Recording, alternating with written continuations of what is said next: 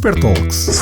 Vamos abrir a porta ao mundo das marcas. Um convidado, Várias experiências. visões distintas. Super Talks. By Super Brands. Olá, sejam bem-vindos a mais um episódio da terceira temporada das Super Talks, o podcast da Super Brands.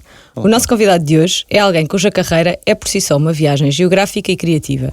Começou o seu percurso como jornalista e fotojornalista, mas cedo percebeu que o seu olhar para as histórias tinha espaço para crescer noutros palcos. Passou mais de uma década no grupo WPP, liderando equipas em Barcelona, Londres, Suécia e Copenhaga. Pelo caminho, ajudou a conquistar Effis, Grand Prix e mais de 40 leões em Cannes. Trabalhou marcas como a SEAT, a Volvo, Carlsberg, HSBC, Emirates, Electrolux e IKEA.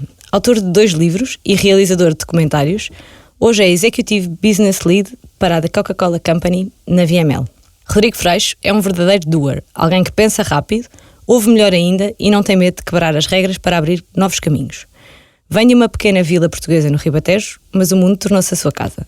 Nesta conversa, vamos explorar a transição da imprensa para a publicidade, o que significa liderar em escala global, como se mantém a criatividade viva em ambientes complexos e quais são os riscos que vale mesmo a pena correr. Olá, Rodrigo, muito bem-vindo. Obrigada por teres aceito o nosso convite. Isto até parece uma coisa grande, visto assim. A introdução.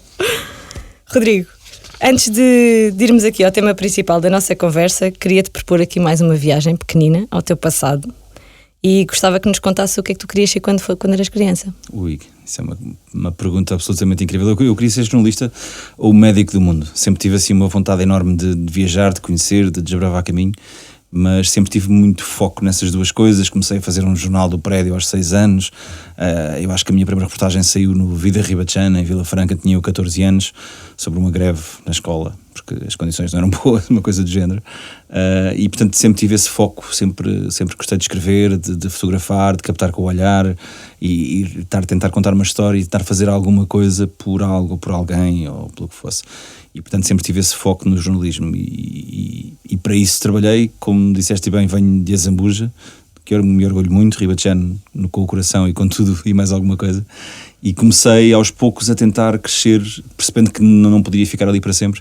Acabei por vir para Lisboa, persegui o jornalismo, sempre trabalhei desde os 14, 15 anos, portanto é algo que sempre tive que fazer um esforço para trabalhar à parte daquilo que seria a minha profissão futura, desde o McDonald's, aquelas coisas normais, de servir hambúrgueres, de call centers, de tudo e mais alguma coisa, apanha de tomate, fábrica do tomate, aquelas coisas todas que se fazem quando somos mais jovens, mas sempre com aquele foco de ser jornalista, que acabei por me tornar um bocadinho mais tarde e que fui profissional durante alguns anos.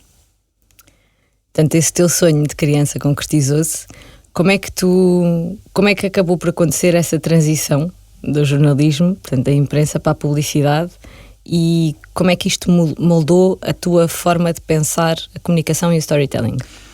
A publicidade era o dark side do jornalismo, não é? Portanto, jamais queria ir para a publicidade, nem sabia muito bem o que era publicidade, na verdade, ou não quereria saber, ainda que fosse importante enquanto jornalista, e hoje vejo isso melhor que ninguém, perceber exatamente que a publicidade acaba por ser um aliado forte do jornalismo. Eu tive mais de 10 anos no grupo Impresa, entre a SIC, a Caras, Expresso Visão, portanto, nessas áreas, e a certa altura o jornalismo começou a perder um bocadinho a magia.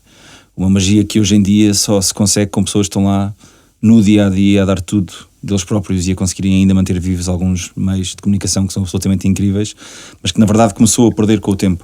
Mas eu acabei por querer ir ainda mais longe do que só o jornalismo e acabei por mudar-me de Portugal para Barcelona e fui atrás do sonho de fazer documentários. Tinha aquela utopia que ia conseguir viver de documentários, contar a minha visão pessoal e portanto fui fazer um mestrado em documentários criativos na Escola de Cinema de Barcelona.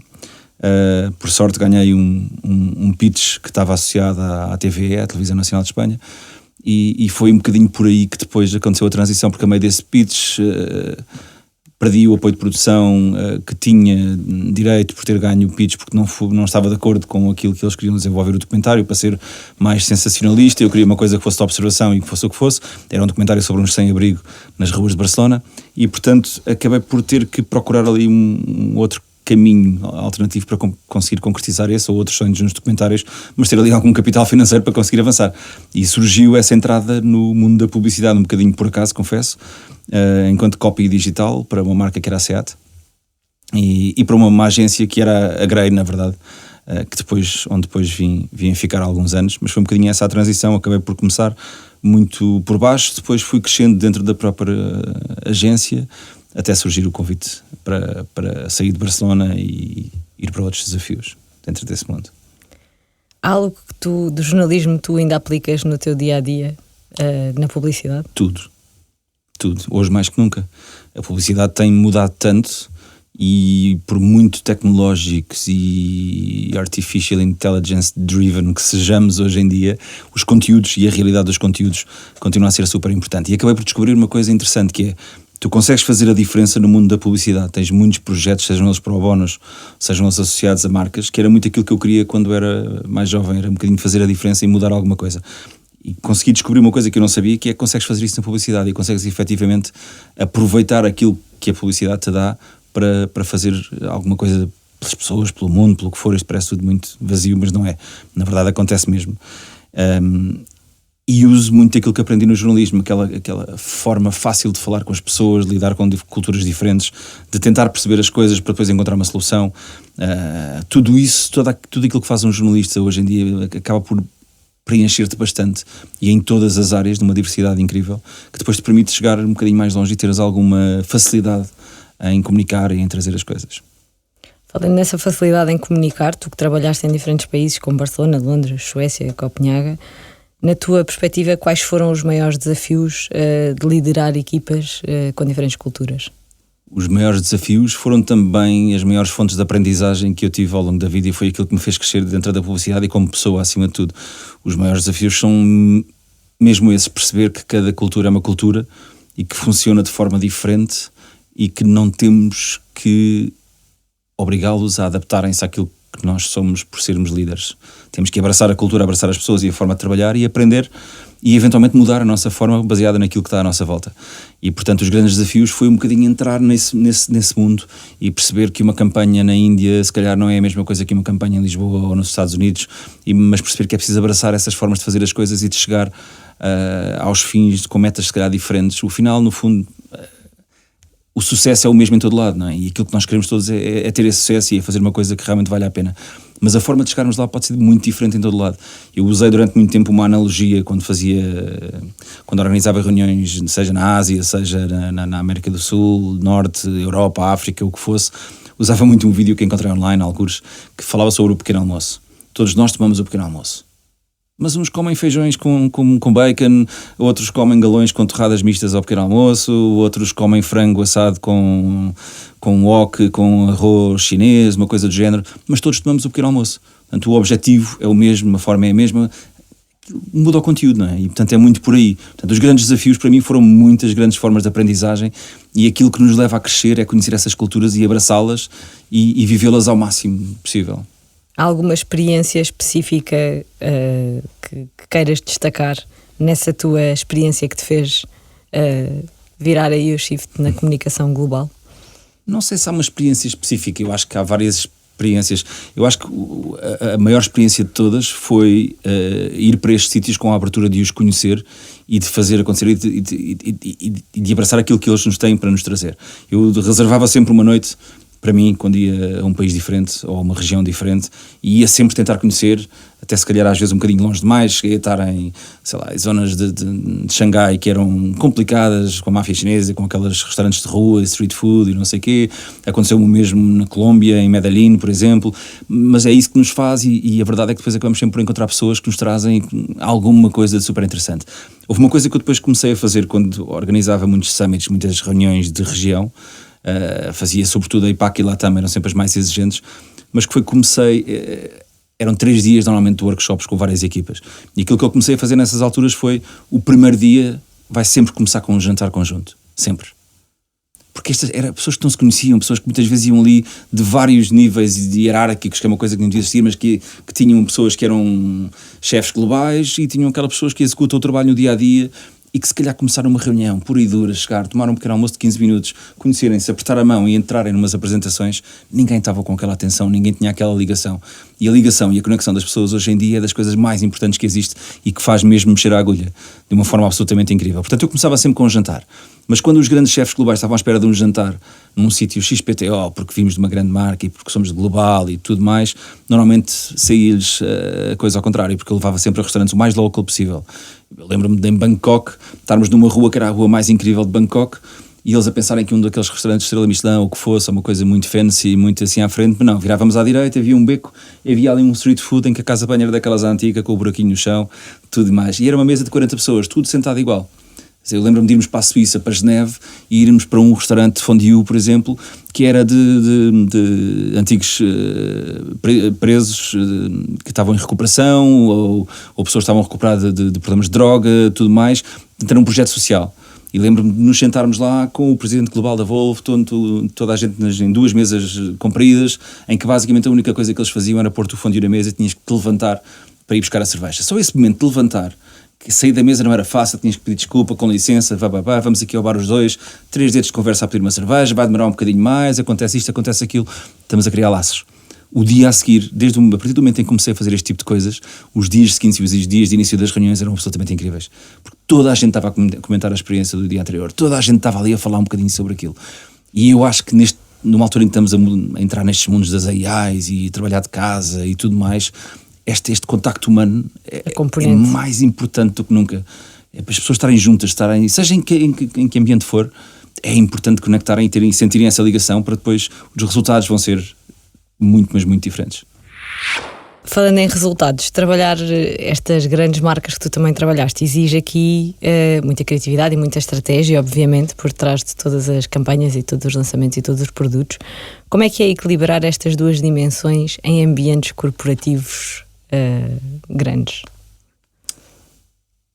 Trabalhar grandes marcas não é fácil, sobretudo porque tem muita gente por trás das grandes marcas e às vezes é uma seca incrível conseguir aprovar uma campanha. Mas o equilíbrio encontra-se com a ligação com que se faz. Por exemplo, quando abracei o projeto da Volvo, ganhámos o pitch mundial da Volvo e de repente a marca, que era conhecida por carros feios e horríveis, mas super seguros, em que vais ver um filme antes de 2015 e sempre que aparece um Volvo é daquela mãe de família que mal sabe conduzir, que leva os filhos à escola e o carro está a cair de podre, e era esta a imagem que havia da marca, e a marca de repente decidiu realmente mudar as coisas. Mas para mudar as coisas, lá está, tem que haver uma ligação grande com as pessoas, tem que haver um mindset, tem que ser o mesmo. Portanto, e equilibrar o ambiente corporativo com o ambiente de marketing, com a criatividade, não é efetivamente fácil, porque se calhar um CEO que está lá em cima está preocupado com o return of investment, está preocupado com os números da marca, e não lhe diz nada se a marca é mais criativa ou menos criativa. Portanto, e depois a estratégia que se põe também não é só fazer uma criatividade para ganhar um prémio e de repente toma lá. Portanto, há ali uma transaction driving, há ali uma forma que tem que se vender o produto. Nós, no fundo, estamos a vender coisas, não é? Por muito fancy que queiramos dizer, nós estamos a vender produtos e estamos a vender marcas, e é esse o objetivo da publicidade. Portanto, não é fácil, consegue-se com algum foco e com equipas absolutamente incríveis a trabalhar em conjunto, acima de tudo. Mas temos muitas desilusões, temos muitas frustrações, há coisas que correm mesmo mal e há coisas que correm um bocadinho melhor. Portanto, é sempre feito de altos e baixos. Eu acho que temos que navegar ali o melhor possível, aproveitar os altos da melhor forma possível, mas sobretudo aprender com os baixos, porque é quando estás lá em baixo que aprendes mais e aprendes efetivamente o que é que eu poderia ter feito. Há uma coisa muito importante que é os learnings, que é no final de cada projeto, faço sempre questão de ter uma pequena reunião com toda a gente que esteve no projeto e falar o que é que correu bem e o que é que correu mal aqui. Bora lá pôr as coisas na mesa abertamente, vamos lá matar-nos aqui uns contra os outros, a seguir vamos beber 30 cervejas e fica tudo bem. Mas é preciso falar sobre isso e é preciso perceber o que é que podemos moldar e o que é que podemos mudar. Mas ao mesmo tempo também é preciso dar armas às pessoas que depois vão falar com os que são lá mais acima, no nível de CEOs e tudo mais, e a envolver toda a gente no processo. A envolvência das pessoas no processo desde o início ajuda a gerir expectativas e ajuda a que percebam efetivamente qual é o papel da comunicação e qual é o papel da criatividade em tudo isto. Então, acho que faz a diferença. Sim. Quando falavas agora em ter grandes equipas e falaste também dos prémios, estava-me aqui ao ponto seguinte, que é, na tua opinião, de todos os prémios que tu já ganhaste, e com a tua equipa, obviamente, com as tuas equipas, até que ponto estes prémios validam a criatividade e onde é que começa o risco de estar a criar para os prémios, entre aspas, em vez de estarmos a criar para o público? É inevitável esse risco não é um risco, é uma realidade. É inevitável haver criativos que não pensam em prémios. É inevitável haver agências muito criativas que não pensam em prémios. Depende dos prémios. Depois tens as de eficácia, que é mais para negócio, que permeia o negócio e a forma como estrategicamente conseguimos levar a marca a chegar àquele patamar. E há os prémios criativos, sendo Cannes no maior patamar deles todos, que são ligeiramente diferentes, mas que no fundo os prémios são importantes em várias vertentes. Primeiro, os prémios são importantes porque atraem talento, e todos nós queremos ter o melhor talento a trabalhar connosco, portanto queremos premiar esse talento e queremos manter as pessoas motivadas e fazer com que isso aconteça. E é preciso estimular e trazer toda a gente. O risco de fazer um projeto que seja para um prémio, além de ser enorme, eu acho que não devia existir, porque nunca se deveria fazer isso. Um prémio só deve ser realmente sentido como um prémio quando ele tem um sentido e está a resolver um problema. Nós temos problemas no nosso dia-a-dia e para os quais encontramos soluções mais criativas, menos criativas, mais técnicas, menos técnicas, mais de canal, menos de canal, mas é para isso que nós trabalhamos. E portanto um prémio só é verdadeiramente um prémio, só deveria ser-lo quando efetivamente está a resolver esse problema, está a levar a marca ou o projeto ou a campanha a algum sítio diferente para onde nós queiramos chegar. Agora, se é importante e se gostamos de receber prémios, claro que gostamos, adoramos receber prémios, mas temos sempre que pensar que é um esforço coletivo, é uma coisa que vem de muito trabalho, de muita gente, de muita dedicação, se calhar de um ângulo diferente, e nós tivemos a sorte de subir ao palco em Cannes algumas vezes, sempre num trabalho de equipa. Tu há bocado disseste que ganhaste prémios. Eu acho que os únicos prémios que eu ganhei foram internos, dentro da própria agência, porque na verdade nós, quando ganhamos um prémio, é uma equipa grande por trás de todo esse prémio, e acho que é importante reconhecer isso. Eu, por mim, levava toda a gente a Cannes cada vez que ganhamos alguma coisa, infelizmente nem sempre é possível, mas era isso que devia ser feito. Percebo. Portanto, só faz sentido se tiver um propósito, como acabaste de referir. Esta questão da criatividade e dos prémios acaba por nos levar aqui para outra dinâmica que tem mais a ver aqui com os criadores de conteúdo que começaram agora, quer dizer, já surgiram há algum tempo e que estão agora cada vez mais frequentes no nosso universo. Como é que tu vês esta evolução do papel dos influenciadores e dos criadores de conteúdo neste novo panorama em que a comunicação está a começar a ficar saturada?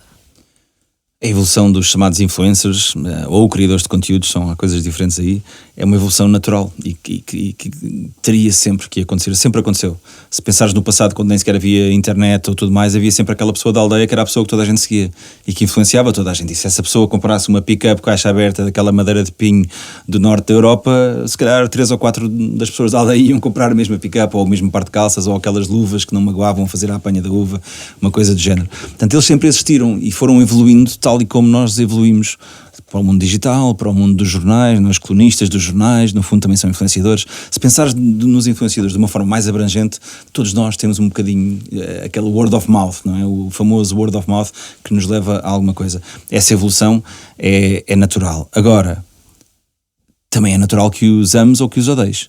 Eu odeio muitos, se calhar gosto de outros. Eu pessoalmente acredito que um influenciador tem que ter um propósito. Tem que haver ali algo que efetivamente, e isso cada vez nota-se mais. Aqueles que têm mais sucesso são aquelas pessoas que são muito especializadas, que são muito definidas e que vão com um ângulo específico e que têm um interesse e que têm efetivamente algum expertise para falar daquilo que estão a falar. E acho que essa é a grande evolução que se está a notar agora, é o excesso de influenciadores que existe, está a começar a ser reduzido pelas marcas e por nós, que no fundo recomendamos e temos estratégias para que isso aconteça, que estamos a afunilar um bocadinho para aqueles que efetivamente trazem um valor acrescentado. E esse valor acrescentado neste momento é o mais importante de avaliar. Tens agora uma trend enorme que é os micro-influenciadores. Muitas marcas agarram em pessoas que não são assim tão conhecidas, mas que efetivamente em termos de mexer a agulha ou de vender o produto são aquelas pessoas que são muito mais eficazes, porque vão diretamente àquele target e àquilo que querem comunicar e onde querem falar. E estamos também a chegar a uma fase. E nós, por exemplo, com campanhas da Coca-Cola, ainda recentemente fizemos com uma marca da Coca-Cola, em que só usámos criadores de conteúdos, não influencers, não pessoas conhecidas, mas pessoas efetivamente boas em criar conteúdos que deram a cara e que se juntaram de alguma forma à nossa equipa. Que eu acho que é um bocadinho o futuro. Muitos destes criadores de conteúdos e destes influenciadores vão fazer um merge natural com as equipas criativas e com as equipas das agências, e é algo que já testámos e correu extremamente bem, e acho que é muito por aí o caminho. Portanto, eu acho que a tendência vai ser afunilar cada vez mais. E atenção, porque já começam a aparecer influenciadores que não existem, não é? A AI já cria bastantes influenciadores. Nós próprios já fizemos esse teste de um projeto na Arábia Saudita que correu absolutamente e incrivelmente bem, porque é muito fácil criar uma pessoa que seja aquele role model e que vai direto àquele target e aquele que a target vai consumir. Portanto, estamos aqui a entrar numa fase de transformação absolutamente gigante. Total, sim. E isso ia-me levar exatamente ao ponto seguinte da nossa conversa, que é, com essa questão da inteligência artificial e essa transformação, obviamente, na criação de conteúdos que está a acontecer, como é que tu vês o papel do humano aqui na criatividade? Ou seja, como é que vês esta integração da AI com as marcas, não é? E com os próprios consumidores, e como é que achas que isto influencia de alguma forma ou afeta a confiança do público nas marcas? Há uns dias recebi o primeiro brief para uma campanha para a AI, que é uma coisa que começa a sair agora, ou seja, já começam a fazer-se campanhas targetizadas para influenciar os resultados da AI. Imagina fazeres uma campanha para o ChatGPT, em que de repente tens de comunicar para dentro do ChatGPT para que quando as outras pessoas forem lá ver as coisas, efetivamente pesquisarem site os resultados que queres sobre a tua marca e estás a educar um brain ou um agent ou aquilo que for. A evolução é natural e vai acontecer. A melhor analogia que eu tenho e que normalmente uso sobre a inteligência artificial são as Thermomix ou as Bimbis que nós temos em Portugal. Quase toda a gente tem uma Bimbi em casa ou um robô de cozinha parecido. Se tu fores a um restaurante de estrela Michelin, eles têm no mínimo 10, 15 Bimbis. E jamais diríamos, por amor de Deus, isto é um restaurante de estrela Michelin, não pode ter uma Bimbi, é uma pessoa que vai fazer, não. O craft está naquilo que vem depois. As Bimbis vão ajudar à eficiência, vão fazer aquele puré, se calhar vão fazer aquele arroz, vão ajudar à eficiência da cozinha, que depois terá o craft do chefe e terá o craft que efetivamente lhe dá essa distinção e que sai desse mar do mesmo, ou desse sea of sameness, que acaba por ser o mais importante. E eu acho que a inteligência artificial é muito por aí. É indissociável de olhares para trás e pensares que há muitos anos não tinhas Photoshop ou não tinhas Premiere e tinhas que andar a cortar fita na rádio, como nós estamos aqui hoje, com todas estas parafernálias a gravar tudo de uma forma muito simples. Antigamente andávamos com cassetes e trocar as cassetes e regrava, para estragou-se a fita, perdi a gravação. As coisas evoluem de forma natural. Eu acho que a inteligência artificial está a evoluir de forma muito mais rápida, sem dúvida nenhuma. Eu acho que vai acalmar e vai abrandar um bocadinho e vamos chegar aqui a discussões muito interessantes sobre direitos de autor, sobre direitos de imagem, sobre uma série de coisas que já estão a acontecer e tem que haver um investimento em AI. É errado pensar que a AI serve para reduzir budgets ou reduzir o que quer que seja, porque na verdade se começarmos a fazer isso deixamos de investir em AI e vai acabar mais rapidamente do que começou. Portanto, esse é algo que tem que ser em atenção, mas também é inevitável pensarmos que os humanos não vão ter um papel, o craft vem dos humanos. Aquilo que vai diferenciar as marcas vem dos humanos. Porque se nós agora criamos uma marca aos dois, criamos exatamente o mesmo produto, e tu vais a AI e eu vou a AI buscar as coisas, se calhar a diferenciação não vai ser assim tão grande. Poderá até ser, porque eu posso se calhar fazer a prompt melhor do que tu, ou tu melhor do que eu, e conseguimos chegar ali a... Mas a diferenciação vai ser sempre naquilo que nós temos para acrescentar em AI. Nós fizemos recentemente um projeto para uma campanha de Coca-Cola em que usámos as ferramentas da AI do grupo WPP, o WPP Open e tudo mais, durante o processo. E é engraçado porque começámos por usar, identificámos as ideias criativas, 8, 9 ideias criativas, possíveis plataformas criativas, mas depois a primeira coisa que fiz foi efetivamente temos de nos juntar todos. Juntámos em Copenhaga, workshop, uma semana, em que estavam as pessoas da marca, estavam as pessoas da agência, estavam os criativos, estavam os especialistas em AI, estavam os estrategas, todos numa mesa. Fizemos o projeto, todos trabalharam um bocadinho no projeto, naquilo que estava ali nas ideias, reduzimos de 8 para 3 ideias, aplicámos tudo aquilo que podíamos aplicar em termos de AI no background, mas foram os criativos, foram as próprias pessoas que depois deram o craft e que melhoraram aquilo que estava ali. Acabou por ir para um estudo de synthetic research na própria AI, que validou tudo aquilo que foi feito e deu aquele sinal para fazermos o craft e as melhorias que tínhamos que fazer. E a realidade é que funcionou muito bem e reduziu efetivamente o tempo de criação daqueles conteúdos. Mas a conclusão que todos chegámos no final é que se não estivéssemos lá todos, cara a cara, com a conexão, com a ligação, não ia fazer aquele spark para novas ideias, não ia trazer aquele craft que é necessário para ter uma grande campanha e efetivamente diferente. Portanto, não acredito que alguma vez a AI vá acabar com os humanos, muito pelo contrário, vai tornar ainda mais relevante o papel de todos nós neste mundo, basicamente. Gosto sempre de ouvir diferentes perspectivas porque muitas pessoas têm ideias completamente opostas à tua e eu acho curioso a forma como nós todos olhamos de formas diferentes para a AI. Muitos de nós olhamos como uma ferramenta e que nos vai permitir, obviamente, claro, melhorar e fazer melhor. E outra parte acha que de facto nós se calhar vamos ser substituídos por robôs e então vai tudo acabar. É inevitável que aconteçam experiências boas e experiências más, claro. E é inevitável que isto venha a acontecer e já aconteceu, aliás, mas estamos hoje, no processo. E hoje estás num processo, experimenta ir a AI e começa a fazer algumas prompts que te vai dar coisas erradas, e já houve coisas feitas de forma bastante errada. Assusta-me, por exemplo, que uma marca hoje em dia pense que pode usar a AI, que chegue lá e que faça um brief e uma campanha tudo através da AI. assusta-me bastante que façam isso, porque são pessoas que não cuidam da marca. São pessoas que não pensam na marca por si mesma. Portanto, há formas de o fazer e há formas do... Mas não acredito que seja assim a maior ameaça de todas. Certas áreas, produções e tudo mais, poderá ser mais complicado, mas não será esse, não será o maior terror dos criativos. Não vai nunca ser AI. Quando falamos nesta influência dos criadores de conteúdos, aliás, nesta influência constante, e tu falavas obviamente dos criadores de conteúdos ou os influencers, só mudaram aqui um bocadinho o aspecto, digamos assim, não é? Acabamos por assistir a esta evolução, mas temos assistido a esta influência constante e recorrente nas redes e nos diversos canais. Como é que tu vês isto, na forma como é que isto afeta a ligação das pessoas e os relacionamentos e como é que as pessoas se veem? Tu achas que as marcas acabam por ter alguma responsabilidade neste fenómeno, sendo que falando se calhar das gerações mais novas, esta questão da conexão e do relacionamento cara a cara e das vivências acaba por ser aqui um bocadinho diferente das gerações anteriores? É inevitável que seja diferente. As coisas assim evoluíram, houve um Covid pelo meio que o potenciou a larga escala mesmo, e é inevitável que isso aconteça. Mas se pensares bem, também nunca deixa de acontecer aquela coisa de eu agora ir ter contigo e dizer-te, pá, viste aquilo que o não sei quantos, ou que o Gustavo Santos disse sobre o Marco esta semana no coisa. É inevitável que se fale disto, não é? É inevitável que eu te chame a atenção. Eu também estou a ser parte desse processo. E tu vais estar a ser parte porque vais consumir logo a seguir. Portanto, eu acho que este triângulo das bermudas aqui entre aquilo que está no digital e as ligações das pessoas é importante que aconteça, e é importante que haja aqui alguma seletividade naquilo que se vê e a forma como se utilizam as redes sociais. Não é à toa que o Facebook de repente estava lá em cima e veio por aí abaixo, e neste momento é usado apenas para alguns nichos e algumas coisas. É um bocadinho como o papel da televisão, que continua a ser muito importante em certas culturas e certas comunidades, e que se calhar é menos relevante para certas marcas que querem comunicar mais Gen Z ou mais isto ou mais aquilo.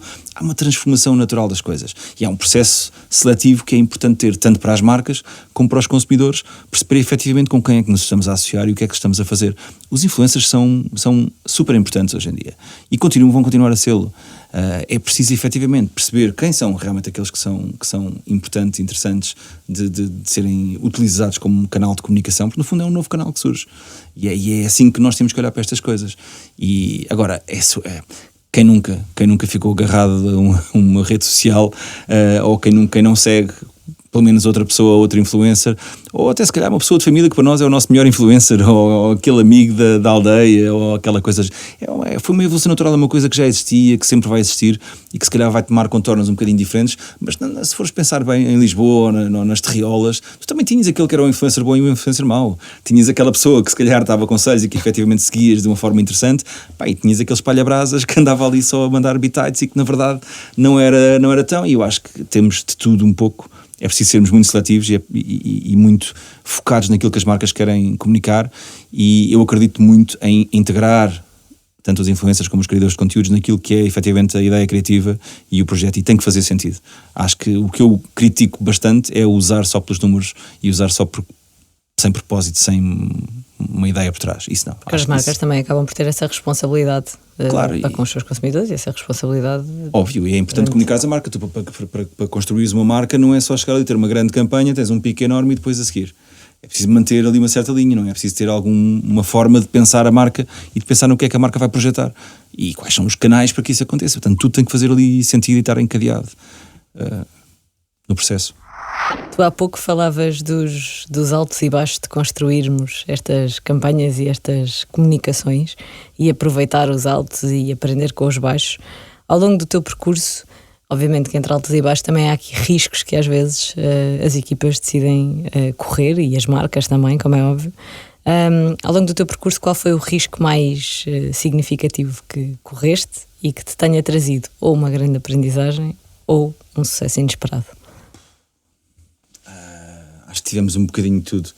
Eu acho que já chegámos a perder um projeto porque fomos longe demais. Eu costumo sempre falar em duas caixas, que é que hoje em dia é preciso ter se calhar, temos tanto cuidado, ou somos não somos corajosos o suficiente às vezes para ir longe demais, e eu acho que para irmos longe demais precisamos sempre da marca, porque isto é um trabalho de equipa. Eu odeio, por exemplo, eu sempre aboli quando estava na agência e com as nossas equipas, sempre aboli a palavra agência-cliente. Acho absolutamente abominável estarmos a trabalhar num projeto em que somos uma agência, é uma coisa, é uma transação, não é uma transação. É uma parceria e a parceria faz-se de equipas e, portanto, os riscos tomam-se em conjunto e normalmente são pensados. Mas, efetivamente, já tentámos, num pitch, por exemplo, tu corres imensos riscos e podes chegar ao ponto de, olha, vou arriscar tudo, pôr tudo aqui e afinal era ali. Já aconteceu. E já perdemos pitches assim, vários, e lá está, foi aprender e voltar a construir.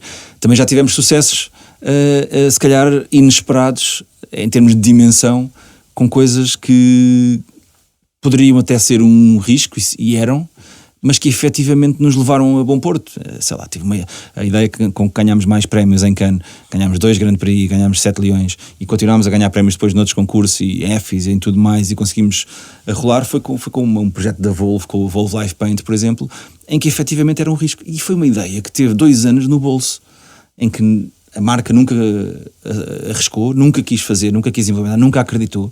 Lá está, acharam que era um risco. Nós também achámos que era um risco, mas era um risco no qual nós acreditávamos.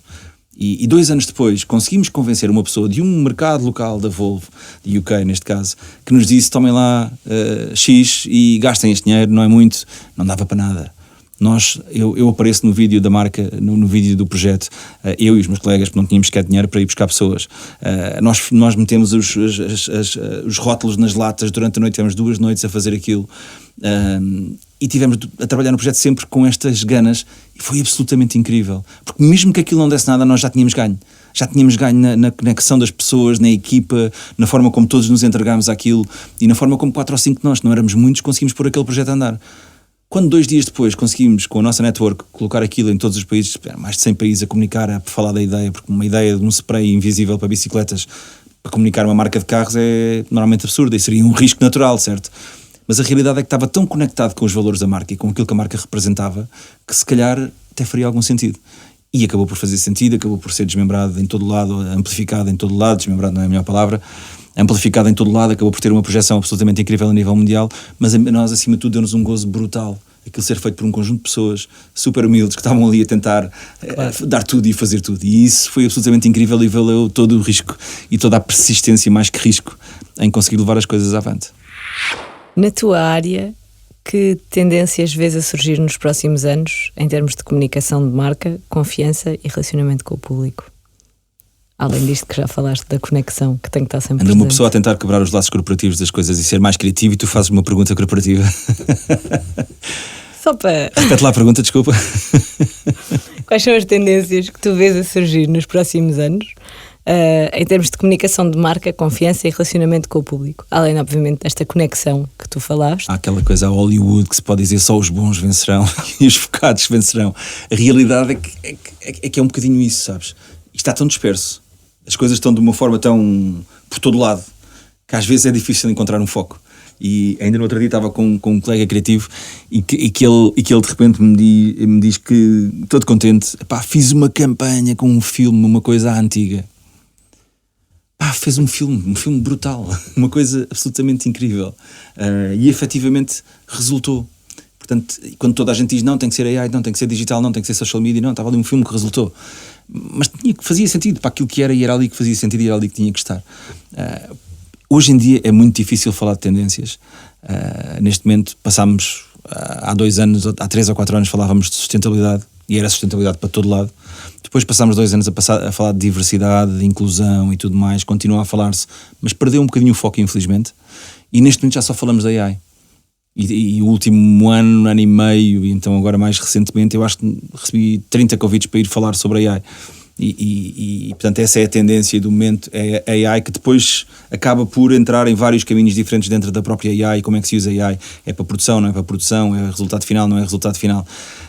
Hoje em dia aquilo que eu acho das tendências é que as tendências surgem tão rapidamente que quem está à frente de grandes marcas ou de grandes agências muitas vezes nem sabe muito bem o porquê, mas está a dar indicações às equipas. Não, temos que usar AI, porque sim, porque é que toda a gente está a falar é a tendência. Eu acho que o que é importante é parar um bocadinho com essa coisa das tendências, é se calhar assentar um bocadinho mais, percebermos efetivamente o que é que faz sentido, seja para aquele projeto, seja para aquela marca, seja para aquela agência, seja para aquela equipa, e conseguirmos gerar esse foco e perceber se efetivamente é AI. Sim, bora, vamos usar AI. Se é um filme tradicional, à antiga, feito numa Super 8 e gravado a preto e branco, é um filme a preto e branco, pode ser efetivamente bom e ter sucesso e levar a marca para outros caminhos. Eu acho que o que é importante é percebermos um bocadinho, termos algum discernimento para perceber: eu tenho que seguir as tendências ou não? Se calhar não. E se não tivermos que seguir as tendências, não quer dizer que somos menos bons ou mais maus, como dizia o outro, não é? É uma questão de focar e perceber, mas pararmos um bocadinho com o barulho todo que anda à nossa volta e conseguirmos olhar para aquilo com olhos de ver, não é? Como dizia a minha avó, que acho que é muito assim, mas lá está, os influencers da terrinha às vezes tinham razão. Tens que olhar para olhos de ver, calhando as coisas correm bem, e é um bocadinho por aí, não é? E é aí que tens que olhar, e acho que é preciso termos esse discernimento acima de tudo. E teres essa capacidade também de adaptação, não é? E estares... Claro, a capacidade de adaptação é intrínseca a tudo isto. Se tu não te adaptares nos dias que correm, esquece, não vamos a lado nenhum. Agora, é importante ter as equipas certas no lado certo a fazer mexer as coisas de uma forma coordenada e sustentável. Mas sim, a adaptação é constante. Repara, se pensares bem, acho que é olhares para fazer assim uma retrospectiva e ires andando para trás nos anos, 2, 3, 4, 5 anos, imaginarias que estaríamos a falar da AI como estamos a falar hoje? Se calhar não. Há 10 anos, se calhar nem estávamos a falar de social media, como falamos hoje, ou como já falamos, porque entretanto já deixou quase de ser uma trend. Saiu toda uma série de coisas novas que não vingaram, que foram por aí abaixo. A realidade virtual esteve lá, andou ali, será que rompe, será que não rompe? Rompeu, depois morreu, depois andámos aqui. A AI é para ficar, porque é algo maior do que uma tendência. É efetivamente uma ferramenta de eficiência que vai trazer efetivamente coisas boas, que obviamente vai ter que trazer coisas más, já está a trazer. É preciso saber lidar com isso, com tudo. Com peso, conta e medida, digamos assim. Estamos quase aqui a chegar ao final desta nossa conversa. Ao longo do teu percurso, qual foi o pior e o melhor conselho que tu já recebeste? E que conselho é que darias a quem está a começar os primeiros passos na área da publicidade? O pior, eu acho que não há piores conselhos. Há uns que ouves e outros que não, basicamente. Mas é preciso, lá está, era o que eu te dizia há bocado. É preciso aprender com todos. É preciso aprender, e eu acho que muitas vezes aprendemos mais com as coisas más do que com as coisas boas. E neste mundo encontras muita gente boa e encontras muita gente se calhar menos boa, porque eu acho que gente má não existe assim tanto. Eu acho que temos sempre que perceber o que está por trás das pessoas e o que é que as levou a fazerem aquilo que fazem. Eu acho que o pior conselho que eu possa ter recebido foi deixa-te ficar, mantém-te tranquilo e vai deixando as coisas correr e isto normalmente resulta, tens um bom salário se calhar e a coisa vai resultando bem. Acho que esse é um dos piores conselhos, porque ficarmos acomodados não resulta. O melhor conselho que eu recebi foi quando estava na Grey em Londres, que era uma agência de referência em Londres onde ganhámos estes prémios e tudo mais. E de repente a Volvo convida-me a mudar-me de Londres para a Suécia para montar uma equipa na Suécia e para continuar a fazer a expansão da marca a nível global e a nos dar todos os países e fazermos uma transformação criativa, estratégica e de design da própria marca, e convidaram-me para fazer isto. E é engraçado que em UK, nada contra os nossos amigos brits, mas a realidade é que eles têm isso como o grande modelo de comunicação e de publicidade, e estares numa agência grande, forte, um grupo grande em UK é efetivamente quase um expoente máximo da publicidade, e muito poucos, inclusivamente quem me estava a chefiar na altura, perceberam como é que ele vai fazer isto, porque é que ele vai sair da Grey Londres e vai sair para a Suécia, vai para Gotemburgo, nem sequer é Estocolmo, nem sequer é a primeira cidade. E por acaso houve uma pessoa, que nem vale a pena mencionar quem, mas que era dos recursos humanos na altura da agência, que disse: acreditas nisso? Acredito, vai com tudo. Se estás a sentir, sem medos. E a realidade é que fui sem medos e efetivamente correu bem. Com muito esforço, mas se calhar até correu bem porque eu já fui influenciado por este bom conselho que eu recebi da única pessoa que não olhou para mim e disse: mas tu és louco, vais sair de Londres e vais deixar isto e vais fazer isto. Portanto, eu acho que é preciso saber ouvir as pessoas, é preciso saber filtrar os conselhos que te estão a dar e ir investigar, porque hoje em dia efetivamente é fácil ir a aprofundar os conselhos que te dão e ir mais à frente e efetivamente conseguir chegar a outros caminhos. O conselho que eu dou a quem está a começar hoje, afastem-se da publicidade, há coisas muito mais giras para fazer e que são muito mais divertidas hoje em dia. Não é isso. Eu acho que o conselho que eu dou é: nunca percam a ligação humana e ouçam as pessoas e trabalhem em conjunto. Eu recebo ainda muitos currículos hoje em dia que dizem: só estou disponível para trabalho remoto. Nunca contratei uma pessoa que só estivesse disponível para trabalho remoto, menos que seja em funções específicas que efetivamente não há necessidade de uma ligação humana, mas eu acho que acima de tudo é explorar essa ligação humana e conseguir explorá-la, tendo como add-on tudo isto da inteligência artificial, este mundo tecnológico e de informático que nos ajuda a subir outros patamares, mas acima de tudo ouvir e explorar tudo aquilo que está à nossa volta. E acima de tudo nunca ter medo de nada. Acho que isso é mesmo, eu sei que parece quase um clichê, mas a coragem parece que tem-se vindo a perder ao longo dos anos. E a malta pensa muito naquilo que vai fazer e o que é que vem a seguir. Eu mudei de carreira com 30 anos, quer dizer, e cheguei, não sei se longe, se perto, mas cheguei a algum sítio na publicidade, consegui fazer umas coisas giras aqui e ali, fora de Portugal, dentro de Portugal, e acho que isso é super, super importante. Quando me perguntam às vezes, alguns miúdos que saem da universidade, se calhar estava a pensar em ir para fora, eu digo sempre, pá, vai com tudo, vai explorar, vai conhecer, vai viver, vai beber o máximo que possas ver. Mas um dos melhores momentos que eu tive na minha carreira foi regressar a Portugal. É absolutamente incrível regressar a Portugal. Eu acho que é super importante ir explorar, ir conhecer, ir ver e estar lá, mas o regresso é igualmente incrível. E hoje uma das coisas que mais me move é efetivamente estar cá e fazer coisas de cá para o mundo e ajudar a que outros consigam fazê-lo. E acho que nós juntos conseguimos levar isso para a frente. Portanto, é sem medos, muita coragem e é muito por aí, diria eu. É um conselho forte. Rodrigo, uma última pergunta. Se a tua vida, e agora deixa o teu critério profissional ou pessoal, fosse um filme, que título lhe darias? Pá, o primeiro filme que me vem à cabeça e acho que é bastante, é um reflexo bastante fiel da minha vida. Acho que é qualquer filme da Costa Rica, basicamente, seja não só pelos momentos altos e baixos desses filmes, pela diversão que traz.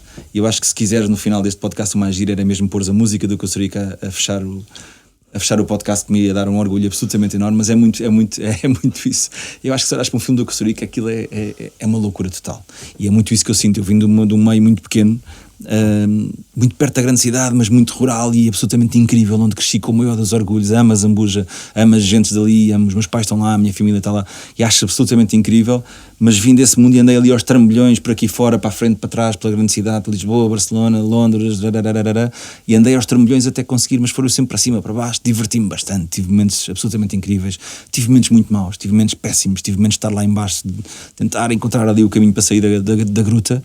E portanto acho que a melhor analogia que eu encontrei é mesmo qualquer produção da Costa Rica que me leva a esse sentimento de felicidade e de alegria, mas também aos momentos mais down mas que, se pensares bem, aqueles filmes nunca acabam mal e acabam sempre com uma música absolutamente incrível, divertida, para a frente e motivadora, e portanto eu acho que é a única coisa que te consigo dizer agora, assim, pensando num filme. Portanto ficamos sem título, mas com uma ótima imagem na cabeça. Exato. Rodrigo, olha, muito obrigada. Gostámos muito de ter connosco neste episódio. E assim chegamos ao fim de mais um episódio das Super Talks by Superbrands. Estamos de volta na próxima semana. Não se esqueçam que podem ouvir o episódio sempre que quiserem no podcast da RFM e nas restantes plataformas. Obrigada e até para a semana. Super Talks by Superbrands.